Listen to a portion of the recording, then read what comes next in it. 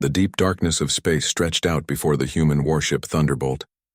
Captain June Park sat in his command chair, watching the stars on the main screen. The ship was on a regular patrol mission in the outer rim, the edge of human-controlled space. It was quiet today, just the way Captain June liked it. "Captain, we are almost done with our patrol route," said Lieutenant Hyun. She was the communications officer, a young woman with short black hair and sharp eyes. Her fingers moved quickly over the control panel in front of her. "We should be heading back to base soon." June nodded. He was a tall man with broad shoulders and a face that rarely smiled. 20 years in space had made him tough but fair. His crew respected him. "Set a course back to base, then. Let's go home." But before Lieutenant Hyun could enter the command, something on her screen caught her eye. She frowned, adjusting some settings on her panel. "Captain, I'm picking up a signal. It's very weak, but it's definitely there." June turned his chair toward her. "What kind of signal?" "It appears to be a distress call, sir, but it's using a very old code. I'm surprised our systems even recognized it." Hyun's fingers flew over the controls as she tried to clean up the signal. "It's at least 80 years old, using an encryption protocol I've only read about in history books." This caught the attention of Science Officer Day, who moved to Hyun's station to look at her readings. Day was the oldest crew member with gray hair and eyes that had seen much of space. "That's a Nelvaran encryption code." They stopped using it after the border wars. The bridge grew quiet. Everyone knew about the Nelvarans, blue-skinned aliens who had once been humanity's closest allies. But that was long ago. Political shifts in the Galactic Council had pushed humans and Nelvarans apart over the years. "Can you locate the source?" June asked, his interest growing. Hyun worked for a moment, then looked up with surprise. "Yes, sir, but it's coming from the Forgotten Zone." A murmur ran through the bridge crew. The Forgotten Zone was a sector of space that had been declared off-limits by the Galactic Council for nearly 100 years. No ships were allowed to enter it, for reasons that had never been fully explained. The official story was that the area contained dangerous space phenomena. "Any ship identification in that signal?" June asked. "Working on it, sir." Hyun's face was lit by the blue glow of her screen as she decoded more of the message.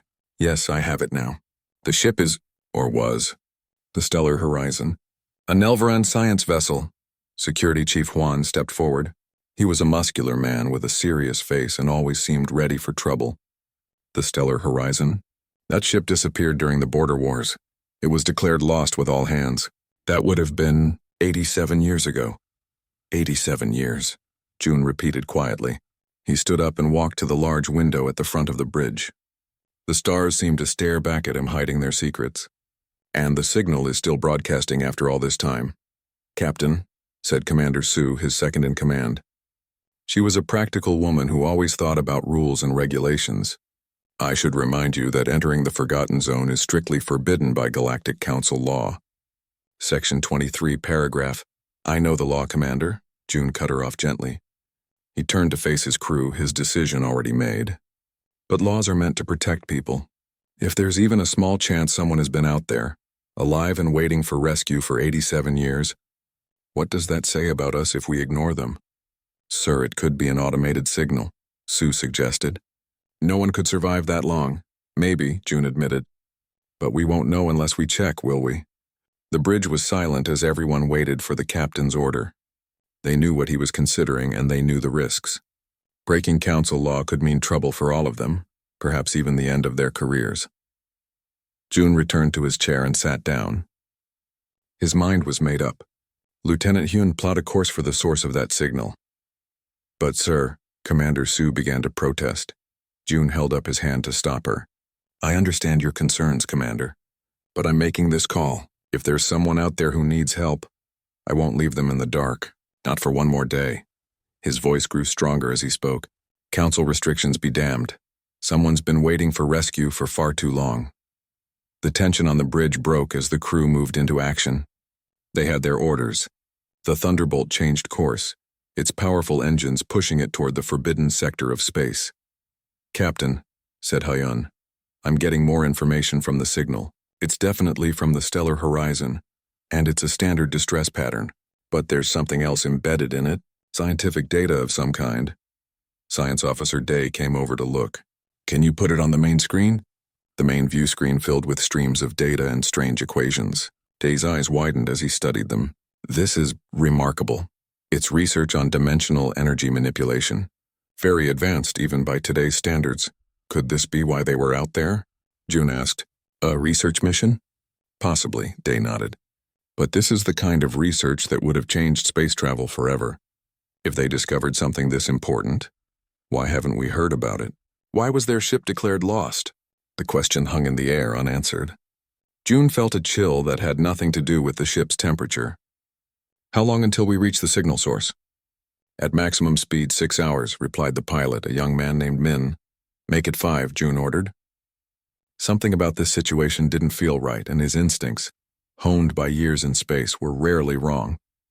And, Lieutenant Hyun, keep monitoring that signal. I want to know if anything changes. Yes, sir. As the Thunderbolt sped toward the Forgotten Zone, Medical Officer Jin approached the captain. She was a quiet woman who usually kept to herself, but she was the best doctor June had ever served with. Captain, I've prepared the medical bay for possible survivors, she said.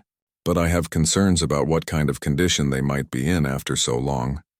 June nodded his thanks. Do what you can, Doctor. If there are survivors, they'll need your expertise.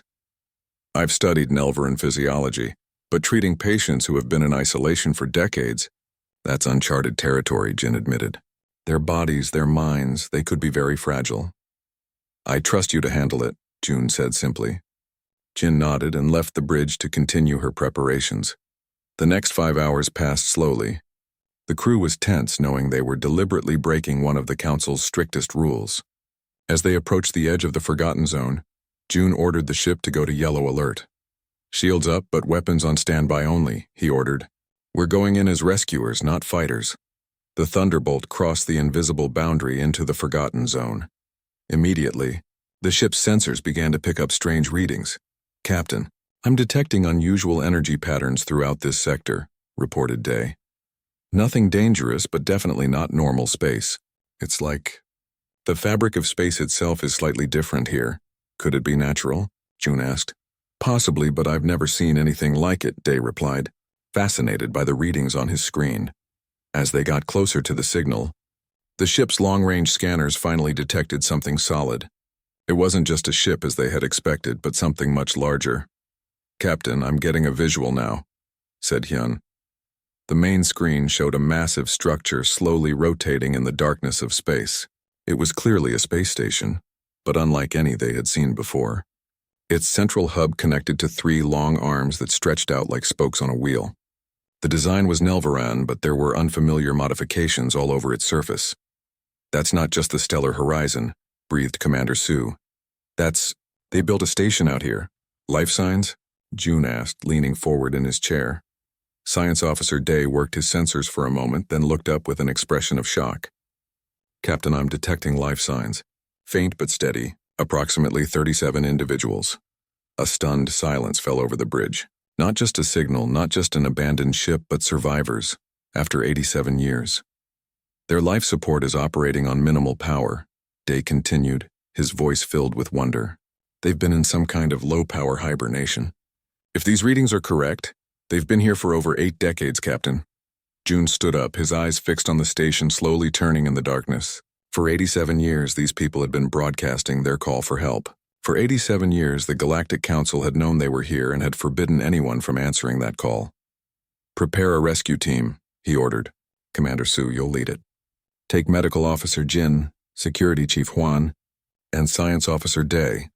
I want those people brought safely aboard.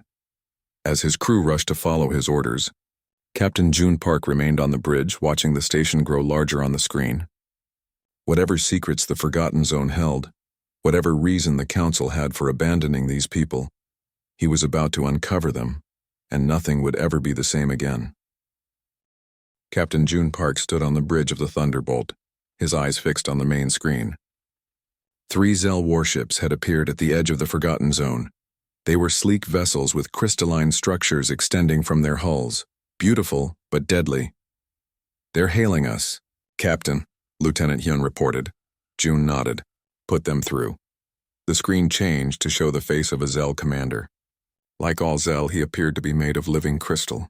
His body shimmered with inner light, and his eyes were multifaceted gems that seemed to change color as he moved. His name appeared at the bottom of the screen. Commander Zoraf.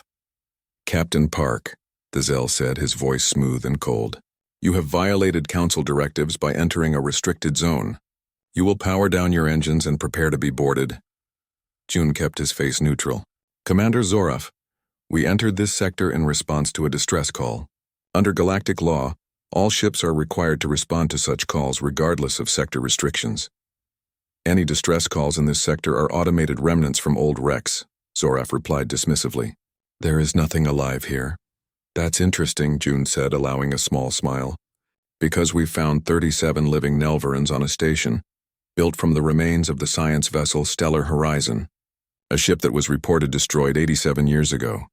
The Zell commander's crystalline face showed no emotion, but the light within him pulsed more rapidly. That is impossible. I'm looking at the rescue team's report right now, June continued. These scientists have been surviving in hibernation, taking turns to stay awake and maintain their systems. They claim they were deliberately abandoned here to cover up a technological discovery. These are dangerous fabrications, Zoraf said sharply. Whatever beings you have found are clearly delusional after so long in isolation. For your own safety, and for galactic security, you must withdraw immediately. On the space station, Commander Sue and her team were helping the newly awakened Nelvaran engineer, Lena. She was thin and weak after her long hibernation, but her mind was sharp. Medical Officer Jin was supporting her as she took her first steps in 15 years. How many more are awake now? Sue asked. 3 so far, Jin reported. We're bringing them out of hibernation as safely as possible, but it will still take hours to wake everyone.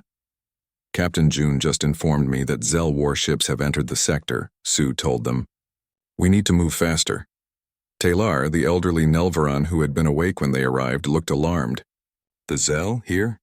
After all this time, they still watch this place. Apparently, Sue confirmed. They're demanding we leave without you. Lena, the engineer, spoke up, her voice still rough from disuse. We can't leave without our research data. It's too important. Where is this data? Asked Science Officer Day. Follow me, Lena said, standing straighter now. I'll show you. She led them deeper into the station, to a sealed door marked with warning symbols. Using a code known only to the station's senior staff, she opened it. Inside was a chamber unlike anything the humans had seen before. The center of the room contained a sphere of what looked like liquid metal, suspended in midair, pulsing with strange energies. This is the dimensional fold, Lena explained. A pocket of space-time that exists partly in our dimension and partly in another. We discovered it by accident, but learned to control it. Incredible, breathed Day, checking his scanner. The energy readings are off the charts. With this technology, ships could travel instantly between any 2 points in the galaxy, Lena continued. No need for traditional FTL drives. No more long journeys, which would have destroyed the Zell monopoly on faster-than-light technology, Sue realized. Exactly, Taylor nodded. The Zell have controlled FTL travel since they joined the Council. Their crystalline drives are the basis for all modern space travel. Every ship in the galaxy uses Zell technology and pays Zell corporations for the privilege. So when you discovered an alternative, Juan began. They tried to eliminate us, Taylor finished grimly. Their fleet surrounded our ship. We had no weapons, no defenses. We were scientists, not warriors. How did you survive? Sue asked. Lena smiled weakly. We used the fold itself. We activated it at full power, creating this pocket of distorted space. It hid us from their sensors and weapons, but also trapped us here. We couldn't leave without dropping the field, and if we dropped the field, they would destroy you, Juan concluded. So we waited, Taylor said. We built this station from our ship and what materials we had. We modified our hibernation pods to extend our lives. We took turns staying awake to maintain the systems and keep broadcasting our distress call. All in the hope that someday someone would answer. Back on the Thunderbolt, Captain June was still facing down Commander Zoraf. The Zell ships had moved closer, taking up positions around the human warship. Captain Park, I will not ask again, Zoraf said. Leave this sector immediately, or we will be forced to fire upon your vessel. That would be an act of war against the Earth Federation, June replied calmly. A regrettable incident in a restricted zone, Zoraf countered. Your ship violated council law. No one would question our actions. June leaned forward in his chair. Commander Zoraf, the Federation may not have the political influence of the Zell Dominion, but we do have something you should consider. And what is that, Captain? 17 other human warships that have just received our complete data package regarding the situation, along with instructions to transmit it to every government in the galaxy, should we fail to return. It was a bluff. The Thunderbolt had sent no such message. But the Zell didn't know that, and humanity had a reputation for thorough contingency planning. The bluff was believable. Zoraf was silent for a long moment. You are making a serious mistake, Captain. There are matters here beyond your understanding. I understand perfectly, June replied. You abandoned innocent people to die in space, all to protect your business interests. That's not complicated at all. On the station, the rescue operation was proceeding as quickly as possible. More Nelvarans were being awakened from hibernation, and the weakest were being transported to the Thunderbolt's medical bay. Security Chief Juan was organizing the evacuation, while Science Officer Day worked with Lena to secure the research data. We need to document everything, Day said, recording the dimensional fold with his scanner. This technology could transform space travel. It's more than that, Lena told him.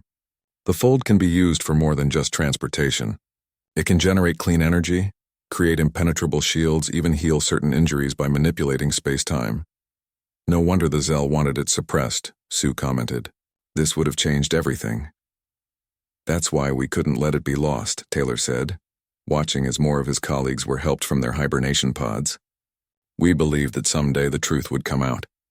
The Council would change. The Zell wouldn't be in control forever. And you were right, Sue assured him. The Council is different now. The Zell still have influence, but they don't control everything like they used to. Will it be enough? Taylor asked quietly. Before Sue could answer, her communicator buzzed. It was Captain June. Commander, what's your status? We've awakened 12 of the Nelvarans so far, she reported. 7 have already been transported to our medical bay. We're also securing their research data. Speed it up, June ordered. The Zell ships are holding position for now, but I don't trust them to wait forever. I want everyone off that station in 30 minutes.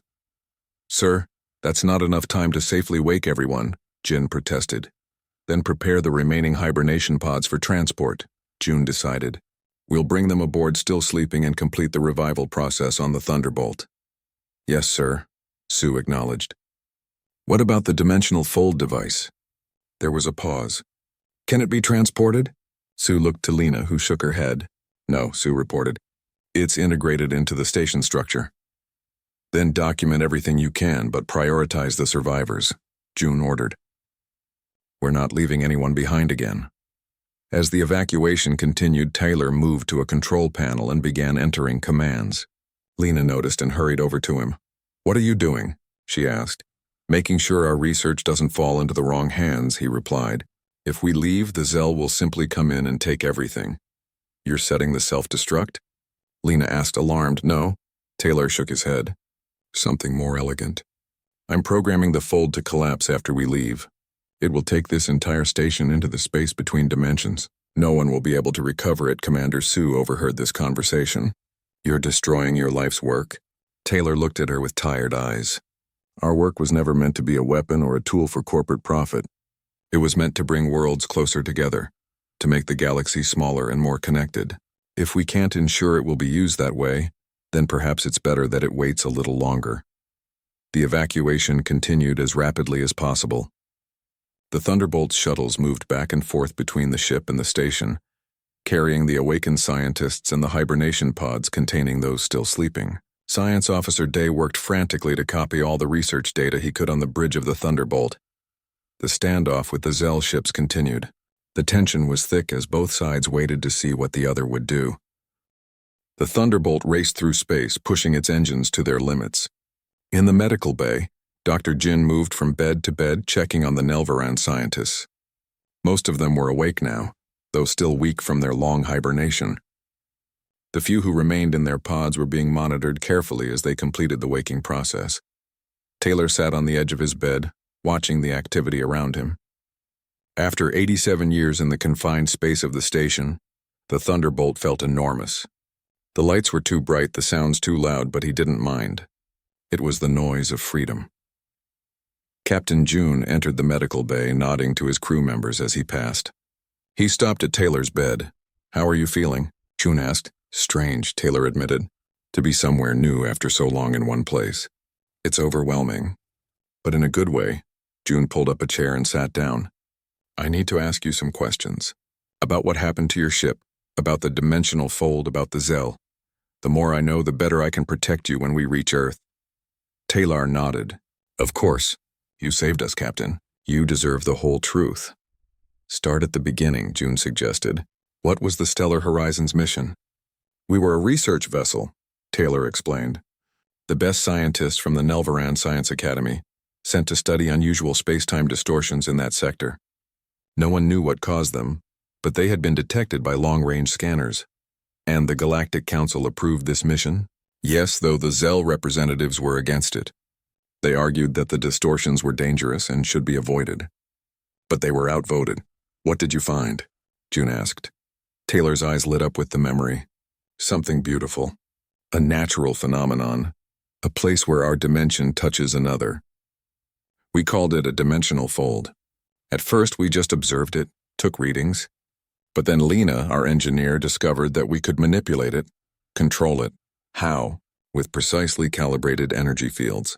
We could create a stable passage, a doorway between points in space. A ship could enter one side and instantly emerge somewhere else without traveling the distance between." June whistled softly. "Instant transportation. No wonder the Zell wanted it suppressed. Their entire economy is built on FTL drive technology." Taylor nodded. "Every ship, every space station, every planetary defense system uses Zell crystals. The dimensional fold would have made it all obsolete overnight." "So what happened?" June prompted. "When did they turn on you?" Taylor's expression darkened. "We sent our preliminary findings back to the Science Academy, as required by our mission protocols. We were excited. This was the discovery of a lifetime. 3 days later, a Zell fleet appeared. 7 warships surrounding us. Did they contact you?" "Yes." "Their commander told us that we had stumbled upon a dangerous anomaly that threatened the fabric of space-time. They ordered us to abandon our research and return with them to the nearest council station." "But you didn't believe them," June guessed. "We knew they were lying," Taylor confirmed. "Our readings showed no danger. And why send warships instead of science vessels if they were truly concerned about safety? No, they wanted to silence us and destroy our research. So what did you do?" "We refused to leave. We told them we would complete our mission and return with our findings. That's when they powered up their weapons." Taylor's hands trembled slightly at the memory. "We had no defenses, no weapons. We were scientists, not warriors. So we did the only thing we could. We used the dimensional fold." "You escaped through it?" "No, we hadn't perfected it for ship transport yet. Instead, we created a fold field around our ship, partially shifting us out of normal space. It made us invisible to their sensors and protected us from their weapons. But it also trapped us there." June frowned. "Couldn't you have dropped the field once they left?" "They never left," Taylor said simply. "They stayed for months patrolling the area, waiting for us to reappear. And when they finally did leave, they made sure no one else would come looking for us. By declaring the sector off limits," June realized. "Yes, the Forgotten Zone, you call it.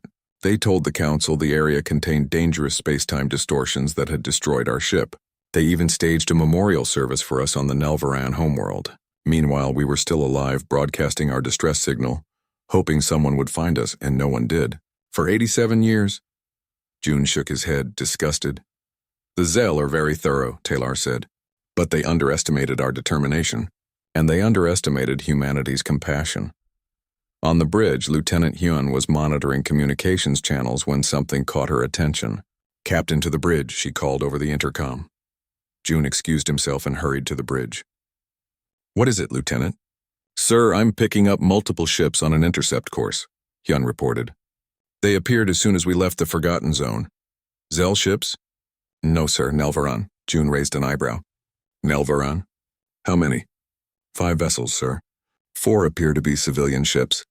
But one is definitely military, a cruiser-class warship." "They're hailing us," Hyun added. "Put them through," June ordered. The main screen showed the blue face of a Nelvaran commander. He wore the formal uniform of the Nelvaran Space Force decorated with symbols of high rank. "This is Commander Valar of the Nelvaran cruiser Vigilant," Human vessel, identify yourself immediately.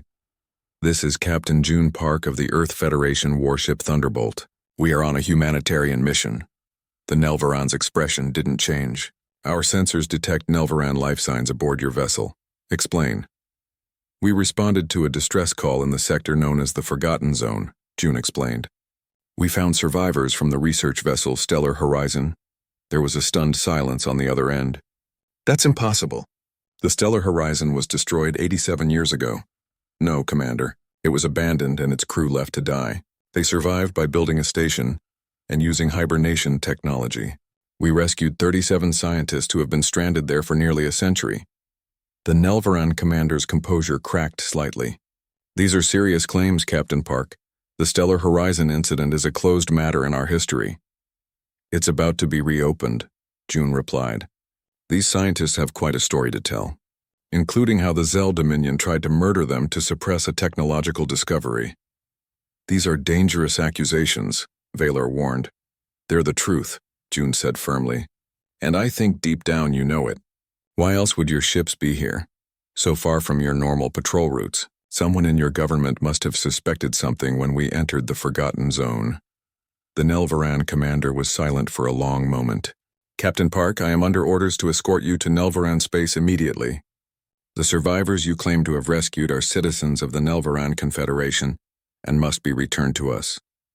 June chose his next words carefully. I understand your position, Commander, but these people have been abandoned once before. I won't let it happen again. They're under my protection until I'm certain of their safety. Are you refusing to comply? Feller asked, a dangerous edge to his voice. I'm suggesting a compromise, June replied smoothly.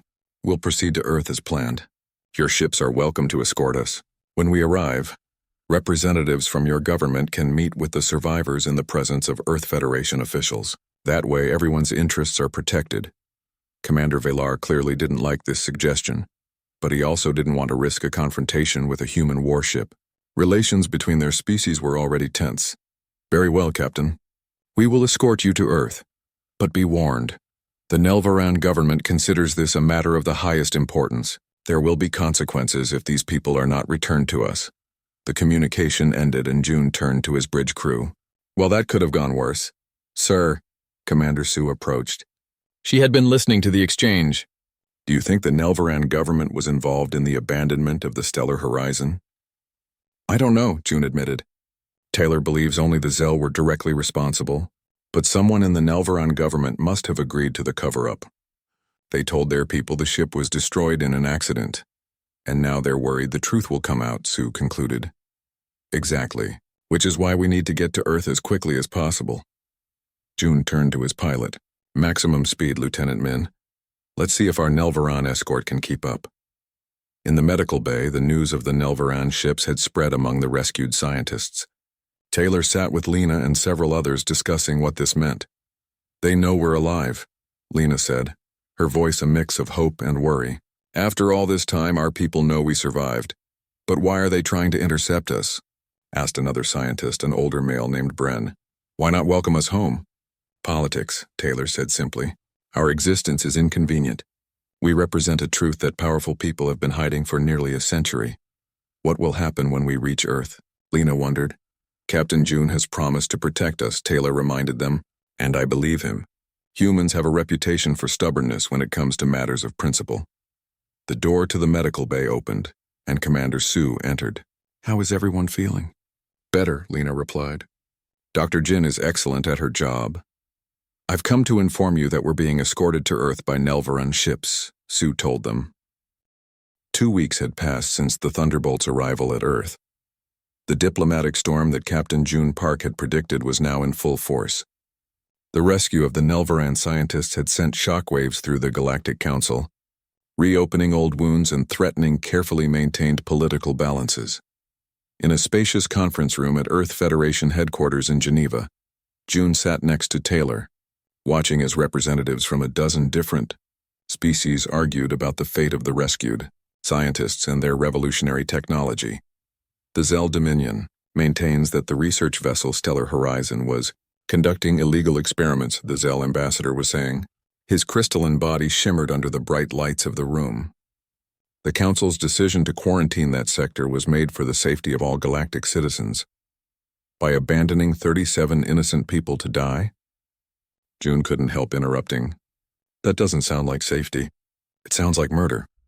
The Earth Federation president, a stern woman named Mira Kang, gave June a warning look. Although she supported his actions, this was a formal diplomatic proceeding, and outbursts were not helpful. Captain Park's point, while bluntly stated, is valid, President Kang said smoothly. The evidence presented by the survivors tells a very different story than the official council records. These scientists were not conducting illegal experiments. They made a discovery that threatened Zell economic interests, and they were left to die because of it.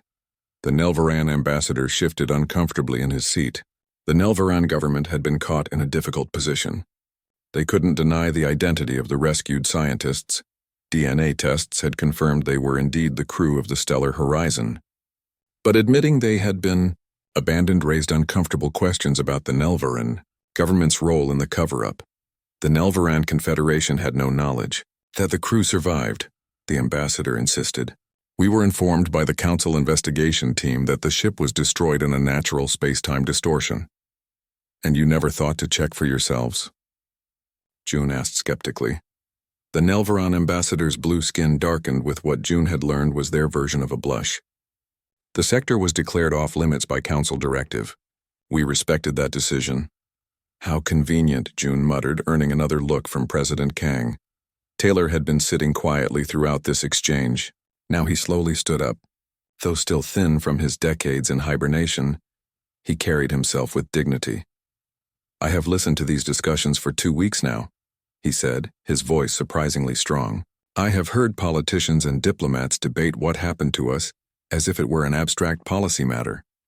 But there is nothing abstract about being abandoned in space for 87 years. The room fell silent.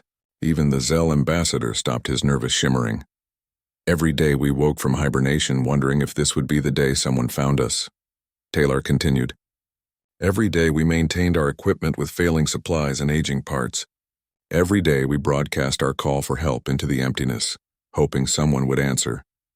Not for ourselves, many of us had accepted that we would die on that station, but for our discovery. He looked directly at the Zell ambassador. You call our research illegal. It was not. You say the sector was quarantined for safety. It was not. You abandoned us because the dimensional fold threatened your monopoly on faster-than-light travel. You were willing to let 37 people die to protect your profit margins. The Zell ambassador's inner light pulsed with anger. These are baseless accusations from a man who has been isolated from civilization for nearly a century. His perspective is clearly compromised, is it? Taylor challenged. Then explain why your warships tried to destroy our station when the Thunderbolt found us. Explain why you filed an official protest against our rescue. Explain why even now you are trying to suppress our research instead of celebrating a breakthrough that could benefit the entire galaxy. The arguments continued for hours. The Zell delegation insisted that the dimensional fold technology was dangerous and unstable. The Nelvaran representatives demanded the return of their citizens, while simultaneously trying to distance themselves from the original abandonment. Other council members took sides based on their own political alliances and economic interests. Through it all, Captain June sat by Taylor's side. A silent but unmistakable message. Earth would not abandon these people again. As the formal session ended for the day, June and Taylor walked through the corridors of the Federation building. The old scientist looked tired but determined. You held your own in there, June said admiringly. When you've faced death for 87 years, diplomatic intimidation loses its power, Taylor replied with a small smile. Do you think the Council will acknowledge the truth? Taylor shook his head. Not officially. Too many reputations and alliances would be damaged. But the truth is already out. Your media has spread our story across your planet. Other species are asking questions. The Zell cannot bury this again.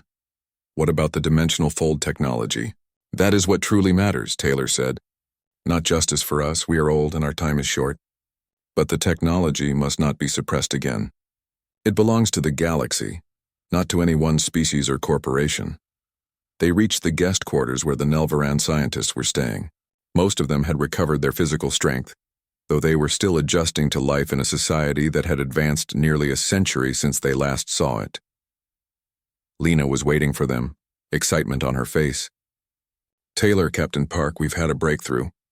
The Earth scientists helping us have managed to create a small-scale dimensional fold in their laboratory.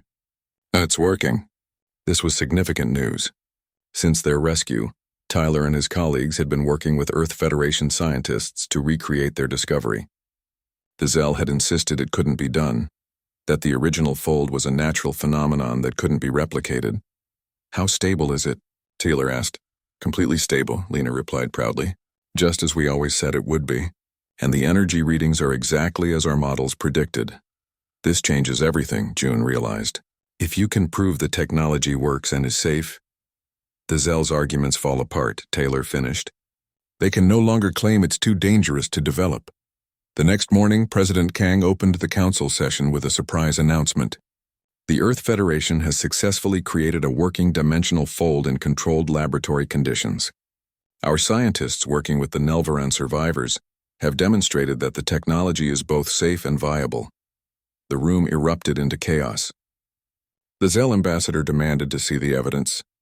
The Nelvaran representative claimed the technology belonged to them. Other species called for immediate sharing of the research for the benefit of all. President Kang waited for the noise to subside. "The Federation proposes the creation of a new galactic research institute dedicated to the development of dimensional fold technology for peaceful purposes. This institute would be independent of any single government or corporate influence, with scientists from all member species working together. It was a bold proposal, and a direct challenge to the Zell monopoly on space travel technology. "This is outrageous," the Zell ambassador sputtered. "The technology is untested, potentially catastrophic." "Actually," interrupted a new voice, "it's neither." All heads turned to see an elderly Nelvaran woman who had just entered the chamber. She was not one of the rescued scientists, but she walked with the confidence of someone who belonged there. "Ambassador Rhea," the Nelvaran representative said in surprise. "We were not informed you would be attending today." "Clearly, there are many things you were not informed about," the elderly woman replied. She approached the center of the room and addressed the assembly. "My name is Rhea, former junior diplomat to the Galactic Council, now retired. 87 years ago, I was the last person to speak with the crew of the Stellar Horizon, before they were declared lost." A murmur ran through the room. Taylor stared at the woman in shock, trying to place her in his memories. "I never believed the official story," Rhea continued. "I spent my career trying to uncover what really happened, but the Council buried it too deep. I never stopped looking, though. And when I heard that a human warship had found survivors in the Forgotten Zone," she smiled at Taylor, "I hoped against hope it might be true." "Mira Kang," Taylor whispered, finally recognizing her. "You were just a junior diplomat when we left." "And one of the few who never believed you were gone," she replied. "I've come today not as a diplomat but as a witness. I have brought with me the original research proposal submitted by the Stellar Horizon team, a proposal that was approved by the full council, including the Zell representatives. I also have the original distress call, which specifically mentioned the Zell fleet's attack." The Zell ambassador's inner light dimmed noticeably. "These are ancient matters, twisted by time and faulty memory. I also have," Rhea continued, raising her voice slightly, "the private communications between the Zell fleet commander and the Council, ordering the suppression of the Stellar Horizon discovery. Communications that were supposed to be destroyed but which I preserved all these years." The chamber went completely silent. The evidence that Rhea had just presented changed everything. Commander Sue stood in the airlock chamber with her team. She checked her spacesuit one last time, making sure all the seals were tight.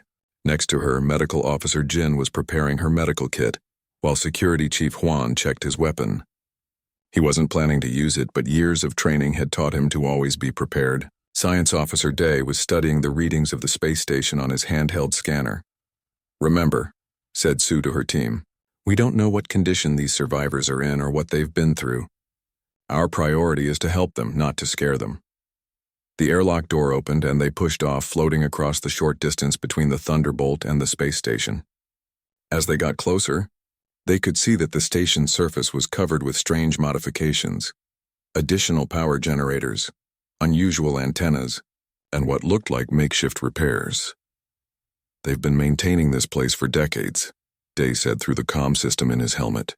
Impressive engineering work, especially with limited supplies. They found a docking port on the side of the station, and Juan worked to get it open. After a few minutes, there was a hiss of air as the ancient mechanism still worked. The door slid open, revealing a dark airlock chamber inside the station. Once they were inside and the airlock had cycled, Day checked his scanner again. The air is breathable but thin. The temperature is very low, just above freezing. They must have reduced life support to minimal levels to conserve power. They removed their helmets but kept their spacesuits on for warmth. Juan turned on a powerful flashlight, cutting through the darkness of the station. The beam revealed a corridor ahead of them, its walls covered with frost. The life signs are coming from the central hub, Day said, pointing ahead, about 200 meters that way. They moved carefully through the silent station. Emergency lights glowed dimly along the floor, providing just enough light to see. The walls were covered with Nelvaran writing, and occasionally they passed rooms filled with equipment. Look at this. Day stopped at one room. Inside were what appeared to be research stations, desks with ancient computer terminals and scientific equipment. This was definitely a research station. We can explore later, Sue reminded him. First, we find the survivors. They continued through the station until they reached a large circular door. Unlike the rest of the station, this door appeared to be in perfect condition, and a small green light glowed next to it. This area is still receiving full power, Day noted, checking his scanner. The life signs are just beyond this door. Juan examined the door control panel. It was labeled in Nelvaran, but the standard open-close buttons were obvious. He pressed the open button and with a smooth hum the large door slid open. Warm air rushed out to meet them. The room beyond was dimly lit but much warmer than the rest of the station. As they stepped inside, they saw rows of long tubes lining the walls, hibernation pods. Each pod had a small window at the top, and through these they could see the blue faces of sleeping Nelvarans. They're in hibernation, Jin said, moving to the nearest pod to examine it. She wiped frost from the window and peered inside. The pod systems are maintaining their vital functions at minimal levels. Can they be woken up? Sue asked. Jin studied the pod's control panel. Yes, but we should be careful. Their bodies have been in this state for decades. Waking them too quickly could be dangerous. As they moved further into the room, they saw something they hadn't noticed at first. In the center of the room was a simple chair, and in it sat a figure, a living, awake Nelvaran. The alien was clearly very old. His blue skin had faded to a pale shade, and his white hair was long and thin. He wore a simple gray uniform with patches and repairs visible on the sleeves. He was watching them with wide, ancient eyes. You came, the Nelvaran said, his voice weak and scratchy, as if he hadn't used it in a long time. After all these years, humans remembered us. Commander Sue approached him carefully, not wanting to frighten him. I'm Commander Sue of the Earth Federation warship Thunderbolt. We received your distress signal. I am Tylar, the old Nelvaran said, Chief Science Officer of the Stellar Horizon. Or what was the Stellar Horizon? He gestured weakly around him. We've had to adapt over the years. Taylor tried to stand, but his legs were weak. Juan quickly moved to support him. Careful, sir. Let us help you. Medical Officer Jin approached with her scanner, checking Taylor's vital signs. You're malnourished and showing signs of muscle atrophy. How long have you been awake while the others sleep? I take turns with the others, Taylor explained. 2 years awake, 15 years in hibernation. That way someone is always monitoring the systems, making repairs. I've been awake for 1 year and 7 months this time. You've been doing this for 87 years? Sue asked, shocked. Taylor nodded slowly. It was the only way to survive. We didn't have enough supplies to keep everyone awake. The hibernation pods were for emergency use, but we turned them into our salvation. The Galactic Council declared this sector forbidden, Sue said. The Forgotten Zone, they call it. No one is supposed to enter it. Taylor's expression darkened. Of course they did. They didn't want anyone finding us. His frail hand gripped Sue's arm with surprising strength. The Council didn't forbid this sector to protect others from it. They forbid it to hide what happened here. What they did to us. Science Officer Day was examining one of the hibernation pods. These pods weren't designed for long-term use like this. You've modified them extensively, Taylor smiled weakly. We had no choice. Our science team had some of the best minds of our generation. We found ways to make things work, to stay alive, all while hoping someone would answer our call. Why didn't the Nelvaran government send a rescue mission? Juan asked, his suspicion evident in his voice. Because the council told them we had died in an accident, Taylor replied, his eyes clouding with old pain. Only a handful knew the truth, and they were silenced. The truth about what? Sue asked. About what we discovered here. About why we were abandoned.